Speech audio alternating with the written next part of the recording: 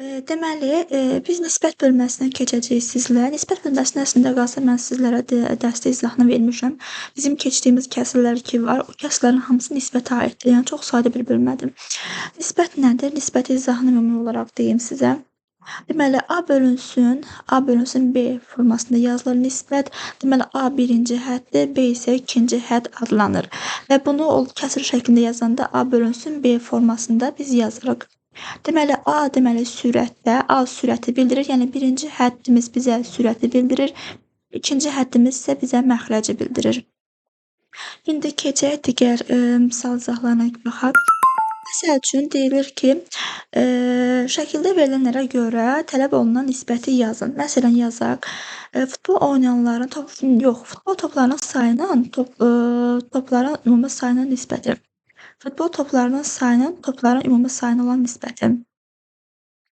Sonra bu nisbətləri deməli tərsində yazın və nəyə göstərdiyini izah edin. Deməli, futbol toplarının sayının topların sayına ümumi nisbəti. Futbol toplarının ümumi sayı nisbəti nə qədərdir?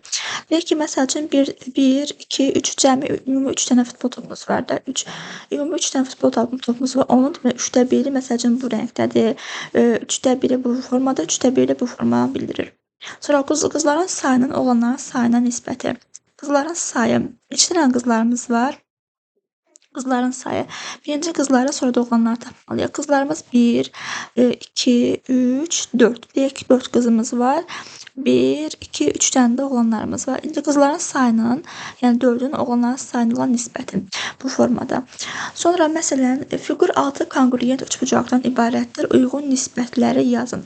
Uşaqlar, konqruent anlayışı nə deməkdir? Konqruent yəni bərabər. Yəni bunu termin kimi də qeyd edə bilərsiniz dəftərinizdə. Konqruent üçbucaqlar bərabər üçbucaqlar deməkdir. İndi rəngsiz A bəndinə baxaq. Rəngsiz üçbucaqların sayının rəngli üçbucaqların sayına nisbəti. Rəngsiz üçbucaqların sayı neçə dənədir? 1 dənədir. Düzdür. Yəni bunun sayı 1 dənəsinin rəngli üçbucaqların sayına olan nisbəti 1, 2, 3, 4, 5. Bu da olacaq 5-də 1 bu formada. Sonra rəngli üçbucaqların sayının üçbucaqların ümumi sayına nisbəti. Rəngli üçbucaqların sayı neçə dənə idi? 5 dənə. Ümumi üçbucağımız nə qədərdir? 6 dənə.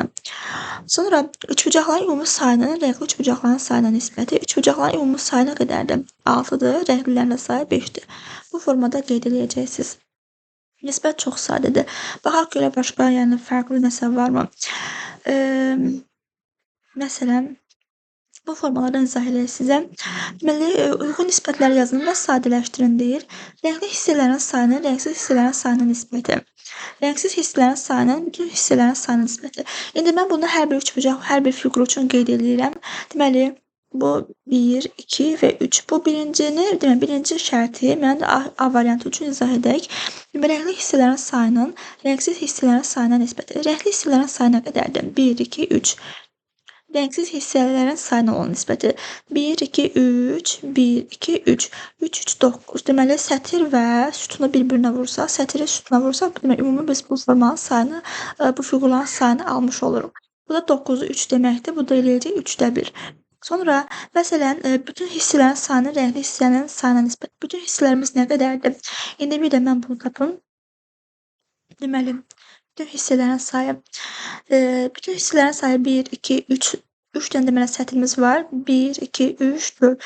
Deməli, 4-ü 3-ə vursa, 4 və 3-ün 12. Ümumi fiqurların sayı bizdə 12 eləyəcək. Bütün hissələrin sayının rəngli hissələrin sayına nisbəti. Bütün hissələrin sayını deyir. Yəni, bütün hissələrin sayının rəngli hissələrin sayına nisbəti. Rəngli hissələrimiz nə qədərdir? 1, 2, 3. 12-ni də 3-ə böləndə eləyəcək 4. Bu formada qeyd olunur. Məsələn, yəni bu şəkillərdə baxın eyni. Yəni hər bir şəkil üçün siz bu 3 dənəsini ayıraraq da qeyd eləməlisiniz. Bu formada qeyd eləməlisiniz. Sonra deməli, verilmiş nisbətə ekvivalent olan 3 nisbəti yazın. Ekvivalent yəni bərabər deməkdir. Konqruent də bərabərdir. Ekvivalent də bərabər. Ekvivalent bu termində qeyd eləsəz yaxşı olar. Ekvivalent bərabər deməkdir.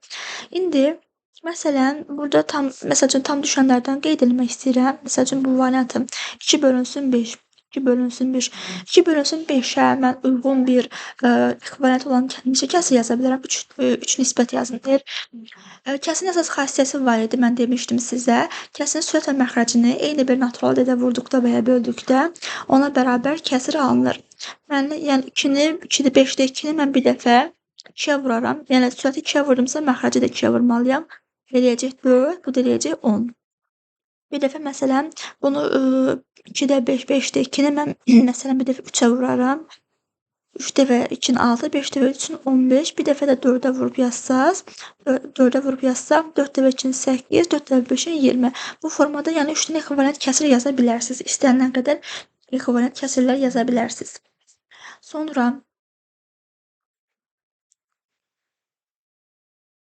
deməli demək, ekvivalent nisbətləri müəyyən edin. Ekvivalent nisbətləri müəyyən edin. Bu nə deməkdir? 4 bölünsün 6-nı ekvivalent nisbəti necə yaza bilərik? 4 ilə 6 hər ikisi nəyə ixtisara gedir? 2-yə bölünür. 4-ü 2-yə böləndə 2, 6-nı da 2-yə böləndə 3. Yəni biz sürəti necə eyni bir ədədə vururuqsa və məxrəci də eyni bir ədədə vururuqsa, eynilə sürət və məxrəci də eyni ədədə bölməliyik mütləq. Sonra 200 nə 700, 200 nə 700-ü. 300 və 700 hər ikisini mən 100-ə bölsəm, bu 2 eləyəcək, bu da 7 eləyəcək. Yəni 7-də 2 ekvivalent nisbətlər bu 200 və 700-ə ekvivalent nisbət 7-də 2-nin elə özüdür. Yəni ixtisar edib yazmalısınız. Nisbətlər və yaxud da ki, bu cür yəni ixtisar olma halları yoxdursa, bu ekvivalent nisbətləri müəyyən etmək üçün bir neçə ədədə vurub bu kəsin sürət və məxrəcini eyni bir ədədə vurmalısınız ki, ekvivalent bir nisbət alınsın. Daha sonra fərqli nisbətlərə baxaq. Yəni hamısı elə eyni qayda ilə gedir. Deyək ki, burada 11 nömrəli suala baxaq. Uşaqlar ekvivalent nisbətlər yazdıqlarını söyləyirlər. Səhvləri tapın və izah edin. Baxın, 6-ın üstünə 3 gəlib 9 alıb, 14-ün üstünə 6 gəlib yenə 20 alıbdır. Yəni sürət və məxrəc üzərinə sadəcə 6 gəlməklə ekvivalent nisbətlər alıbdır. Amma səhvdir. Ekvivalent nisbətlər sadəcə vurmaqla və bölməklə ala bilərik. Yəni bu yazılış səhvdir. Sonra baxın 4-ü 3-ü 3-ə vurub 9, 14-ü 3-ə vurub 12. Yəni bu düzgün anlayışdır. 3-ü 2-yə vurub 6, 14-ü 2-yə bölüb 7. Baxın birində vurub, birində bölüb. Ya hər ikisinə vurmalıdır və yaxud da ki, hər ikisinə də bölməlidir. Yəni sən sürəti əgər bölürsənsə, məxrəci də bölməlisən. Sürəti vurursansa, məxrəci də vurmalısan. Bu da yanlış bir anlayışdır. Düzgün olan bircə Samirdədir.